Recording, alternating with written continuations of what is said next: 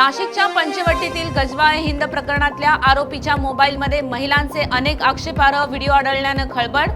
आरोपी तंजीर इनामदारची पंचवटी पोलिसांकडून कसून चौकशी सुरू। आरोपीने आणखी काही महिलांचं शोषण केलं का, पोलिसांचा तपास सुरू। उरण परिसरात सकाळच्या सुमारास अवकाळी पावसाच्या सरी। करंजा उरण शहर परिसरात गारांचा पाऊस। अचानक आलेल्या गारांच्या पावसामुळे नागरिकांची तारांबळ। नांदेडमधल्या भोकर तालुक्यात अवकाळी पावसामुळे शेती पिकांचं मोठ्या प्रमाणावर नुकसान। काढणीला आलेले ज्वारीचे पीक पावसामुळे पडले आडवे। शेतकरी आर्थिक संकटात। जळगावमधल्या यावल किनगाव रस्त्यावर झालेल्या भीषण अपघातात पोलीस कर्मचारी भरत कोळींचा मृत्यू। एका वाहनाने त्यांच्या दुचाकीला दिली जोरदार धडक। मृत भरत कोळींवर विदगाव येथल्या मूळ गावी शासकीय इतमामात अंत्यसंस्कार। नागपूर मुंबई समृद्धी महामार्गावर घोटीजवळ गोमांस वाहतूक करणाऱ्या कारचा भीषण अपघात। कारचा टायर फुटल्यानं अपघात। दुर्घटनेनंतर चालक फरार।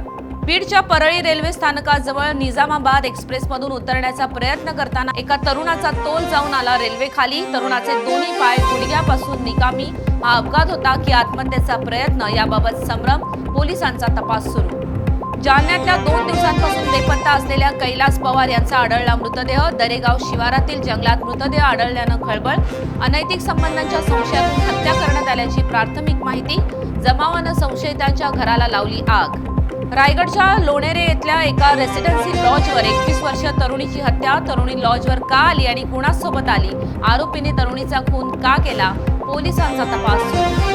अमरावतीत वाढत्या उन्हाच्या पार्श्वभूमीवर जिल्हा प्रशासनाचा शाळेच्या वेळेत कपात करण्याचा निर्णय। प्राथमिक माध्यमिक शाळा, अंगणवाडी आणि नर्सरी सकाळी 7 ते 10 वेळेतच भरतील। बदलापूर मागणी परिसरात अवकाळी पावसाची हजेरी। पावसामुळे उकाड्याने त्रस्त झालेल्या नागरिकांना मोठा दिलासा। काही भागांमध्ये पावसासोबतच गारांचाही वर्षाव।